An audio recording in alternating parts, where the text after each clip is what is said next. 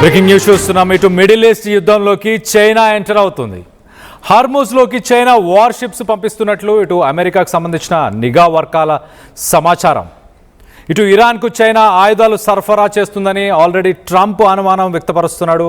అలాంటిదే గనక జరిగితే చైనా బిగ్గెస్ట్ ప్రాబ్లమ్స్ని ఫేస్ చేస్తుంది అంటూ ఇటు రిపోర్టర్స్ అడిగిన క్వశ్చన్స్కి ట్రంప్ సమాధానం ఇచ్చాడు. మరో పక్కన హార్మూజ్లో అమెరికా దిగ్బంధాన్ని ఇటు చైనా కూడా తప్పుపడుతుంది.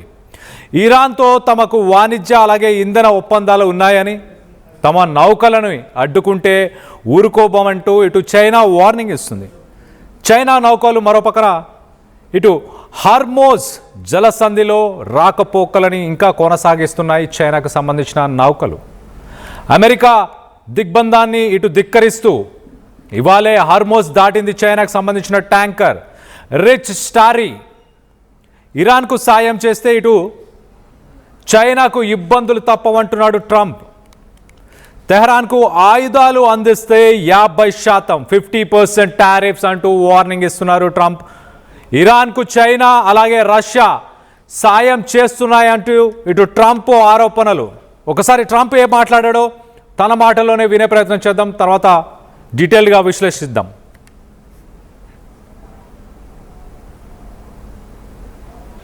China is preparing to ship weapons to Iran.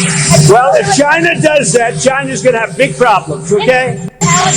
China is preparing to ship weapons to Iran. Well, if China does that, China's going to have big problems, okay? China is preparing to ship weapons to Iran. Well, if China does that, China's going to have big China is preparing to send ships అంటే China will have bigger problems అంటూ Trump సమాధానం ఇచ్చాడు. So మొత్తం మీద ఏప్రిల్లో చైనాకు సంబంధించిన vessels, oil carry చేస్తున్న వెసెల్స్, 2 కంటైనర్ షిప్స్ అలాగే ఒక క్రూడ్ ఆయిల్ ట్యాంకర్, మొత్తానికైతే ఆయిల్కి సంబంధించిన ఒక ట్యాంకర్ అలాగే 2 కంటైనర్ షిప్స్ కూడా ఇటు స్ట్రైట్ ఆఫ్ హార్మూజ్ నుంచి పాస్ అయినట్టు తెలుస్తుంది. అమెరికా మరి దీనిపైన ఎలాంటి ఆంక్షలు పెట్టినా కూడా రానున్న రోజుల్లో ఎలాంటి ఆంక్షలు పెట్టినా ఖచ్చితంగా గట్టి సమాధానం ఇస్తామంటూ ఇటు చైనా నుంచి China spokespersons, China foreign మినిస్టర్స్కి సంబంధించిన ఆఫీషియల్స్ వాళ్ళందరూ స్టేట్మెంట్స్ ఇస్తున్నారు. గతంలో మనం చూస్తే ఇటు చైనాకు సంబంధించిన కొన్ని నేవీ షిప్స్, ఇటు చైనా, రష్యా, ఇరాన్ ట్రైలాటరల్ 3 దేశాలకు సంబంధించిన నావల్ ఎక్సర్సైజెస్ జరిగాయి. జనవరిలో ఈ నావల్ ఎక్సర్సైజెస్ చోటు చేసుకున్నప్పుడు ఇటు 052C చాంగ్చున్ అలాగే తాంగ్షాన్ అనే 2 చైనీస్ నావీ షిప్స్ ప్రస్తుతానికి straight of Hormuz, Gulf of Oman ఆ పరిసర ప్రాంతాల్లోనే ఉన్నట్టు తెలుస్తుంది. చైనాకు రావాల్సిన ఆయిల్ ట్యాంకర్స్, చైనాకు రావాల్సిన ఈ వెసల్స్ని ప్రొటెక్ట్ చేస్తూ వాటికి ఎస్కాట్ లాగా ఈ చైనీస్ షిప్స్ ఉండబోతున్నట్టు తెలుస్తుంది. మరో పక్కన ఇరాన్ చైనా శాటిలైట్ టెక్నాలజీని యూటిలైజ్ చేస్తూ ఇటు అమెరికా, ఇజ్రాయెల్కి సంబంధించిన అసెట్స్ని, వార్షిప్స్ కావచ్చు, ఫైటర్ జెట్స్, వాటన్నిటిని టార్గెట్ చేయడానికి ఇటు రష్యన్ శాటిలైట్స్ అలాగే చైనా శాటిలైట్స్ని యూటిలైజ్ చేస్తుంది. చైనా స్పై షిప్ని కూడా యూటిలైజ్ చేస్తూ స్ట్రైక్స్ చేస్తుంది. సో మొత్తం మీద ఇటు స్ట్రైట్ ఆఫ్ హార్మూజ్ నుంచి China world's largest importer of Iranian oil. Iran oil మొత్తాన్ని ఇటు ప్రపంచం మొత్తంలో చైనా ఎక్కువ శాతం ఇంపోర్ట్ చేస్తుంది. చైనా నుంచి వచ్చే ఆయిల్ ఎక్స్పోర్ట్స్లో ఆల్మోస్ట్ 80 to 90% చైనాకు వెళ్తుంటుంది. సో చైనా ఇటు ఇరాన్ ప్రభుత్వంతో అలాగే స్ట్రైట్ ఆఫ్ హార్మూజ్లో ఉన్న ఇటు గల్ఫ్ ఆఫ్ ఒమాన్ ప్రభుత్వంతో మాట్లాడి అక్కడ షిప్స్ని విడుదల చేయాలి అంటూ ఒక ఒప్పందానికి వచ్చినట్టు తెలుస్తుంది. చైనా ఇటు ఇరాన్కి గతంలో మనం చూస్తే belt and road initiative, silk road initiative అంటారు, బెల్ట్ అండ్ రోడ్ ఇనిషియేటివ్ అంటారు. యూరోప్కి ఇటు చైనా నుంచి యూరోప్ దాకా ఇటు బై రోడ్ అలాగే బై రైల్ రోడ్స్ కావచ్చు, ఆయిల్ని ట్రాన్స్ఫర్ చేయడానికి ఇరాన్లో చైనా ఇన్వెస్ట్మెంట్స్ చాలా ఉన్నాయి. ఆ ఇన్వెస్ట్మెంట్స్ జోలికి వచ్చిన ఇరాన్కి సంబంధించిన ఆయిల్ ట్యాంకర్స్ చైనాకి ఏవైతే బయలుదేరుతాయో వాటిని ఆపినా కూడా దానికి పర్యవసాలు అనుభవించాల్సి ఉంటుంది అంటూ ఇటు ఆఫీషియల్స్ చెప్పుకొస్తున్నారు. ప్రపంచ దేశాలన్నిటి కూడా పురోగతి పొందాలి, డెవలప్ అవ్వాలి అంటే యుద్ధాలు జరగకుండా ఉండాలి. అలాగే ప్రతి దేశానికి సంబంధించిన సోవర్నిటీని ఖచ్చితంగా రెస్పెక్ట్ చేయాలి, ఇంటర్నేషనల్ లాస్ని రెస్పెక్ట్ చేయాలి అంటూ చైనా చెప్పుకొచ్చింది. ఇటు యునైటెడ్ నేషన్స్కి సంబంధించిన ఇంటర్నేషనల్ లాస్ ఆ ఇంటర్నేషనల్ లాస్ని కూడా అందరూ ఫాలో చేయాలి, అప్పుడే అందరికీ ప్రోగ్రెస్ అయ్యే అవకాశం ఉంటుంది అంటూ చైనా చెప్పుకొస్తుంది. మరి దీని వెనుక చైనా ఏదైనా స్ట్రాటజిక్ రోల్ ప్లే చేస్తుందా? మరో పక్కన ఇరాన్ యుద్ధాన్ని కొనసాగించాలి అంటూ ఇటు రష్యా అలాగే ఇరాన్ ఇటు చైనా ఈ రెండు దేశాలు ఇరాన్కి సపోర్ట్ చేస్తున్నాయి. బ్యాక్ ఎండ్లో ఒక పవర్ పాలిటిక్స్ని రన్ చేసే ప్రయత్నం చేస్తున్నాయా? ఇటు మిడిల్ ఈస్ట్ కంట్రీస్ సిట్యువేషన్ ప్రస్తుతానికి ఒక చెస్ గేమ్ మారిపోయిందా? ప్రపంచంలో ఉన్న బిగ్గెస్ట్ పవర్స్ అని చెప్పొచ్చు, అమెరికా, రష్యా, చైనా, ఈ మూడు దేశాలు పవర్ ప్లే చేసే ప్రయత్నం చేస్తున్నాయా ఇరాన్ని అడ్డు పెట్టుకొని? 1979 నుంచి ఇప్పటిదాకా చూస్తే ఎన్నో రకాల యుద్ధాలు మిడిల్ ఈస్టర్న్ కంట్రీస్లో యుద్ధాలు కొనసాగుతూనే వస్తూ ఉన్నాయి. ఆ యుద్ధాలన్నిటికీ కూడా మరి చెక్ పెట్టాలి అంటూ చైనా పిలుపునిస్తుంది.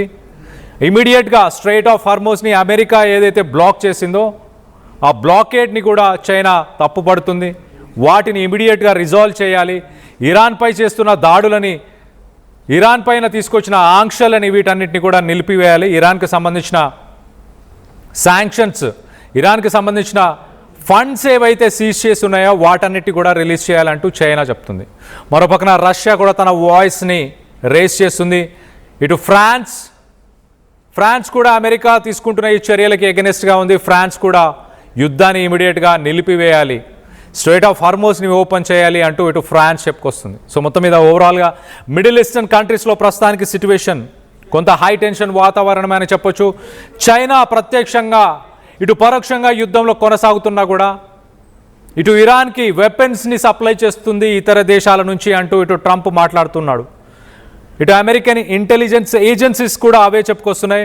ఇటు చైనా నుంచి వెపన్స్ ఇరాన్కి సప్లై అవుతున్నాయి, ఇతర దేశాల గుండా ఆ వెపన్స్ వస్తున్నాయి, ఆ వెపన్స్ పంపిస్తే బాగుండదు అంటూ ఇటు అమెరికన్ ఇంటెలిజెన్స్ ఏజెన్సీస్ చెప్తున్నాయి.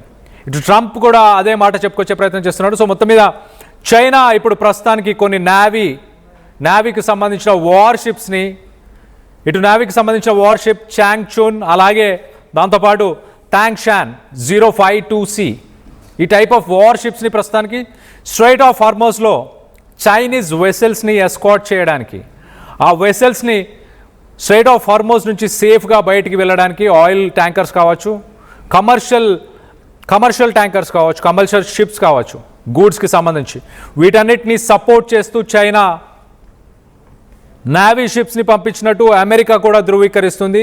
కానీ ట్రంప్ మాత్రం అలాంటి డెసిషన్ చైనా తీసుకుంటే ఖచ్చితంగా పర్యవసాలు ఉంటాయి, China is going to face bigger problems అంటూ ఇటు ట్రంప్ తన మాటల్లోనే చెప్పుకొచ్చాడు. చైనా తీసుకున్న ఈ డెసిషన్, చైనా ఇటు 4 పాయింట్ ఫార్ములా అంటూ ప్రపంచ దేశాలని శాంతి కోసం ముందుకు రావాలి, యుద్ధాన్ని ఆపాలి అంటూ ఇటు చైనా చెప్తున్న మాటలని మీరు నమ్ముతున్నారా? ఆధిపత్య పోరుగా భావిస్తున్నారా? China, Russia, North Korea, Iran back end నుంచి ఈ వార్ని కంటిన్యూ చేయాలన్న ఉద్దేశం వాళ్ళకుందని మీరు భావిస్తున్నారా? దీనికి సంబంధించి మీ అభిప్రాయాలు ఏంటనేది కింద కామెంట్ రూపంలో తెలియపరచండి. అలాగే చైనా తీసుకున్న ఈ డెసిషన్కి ఈ అమెరికా ఎలా రియాక్ట్ అయ్యే అవకాశం ఉంది? చైనా డైరెక్ట్గా అమెరికాతో వార్లో ఎంగేజ్ అయ్యే అవకాశం ఉందా? వార్షిప్స్ని పంపిస్తుంది, స్ట్రెయిట్ ఆఫ్ హార్మోజ్లో తమ షిప్స్ని అక్కడి నుంచి ఫ్రీగా ప్యాసేజ్ అవ్వడానికి చైనా వార్షిప్ని పంపిస్తుంది. కానీ ట్రంప్ మాత్రం bigger problems, China is going to face bigger problems అంటూ ట్రంప్ మాట్లాడిన మాటలు ఎలా చూడాలి?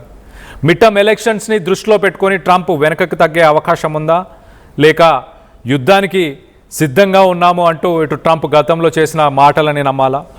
ఉదయం మాట్లాడిన మాటలు సాయంత్రానికే ఇటు ట్రంప్ మార్చేస్తుంటాడు. కానీ సిట్యువేషన్ అయితే ఇంకా హై టెన్స్గానే ఉన్నట్టు తెలుస్తుంది. మిడిల్ ఈస్టర్న్ కంట్రీస్, అలాగే గల్ఫ్ ఆఫ్ పర్షియా, ఈ పరిసర ప్రాంతాల్లో 3700 షిప్స్ ప్రస్తుతానికి నిల్చొని ఉన్నాయి.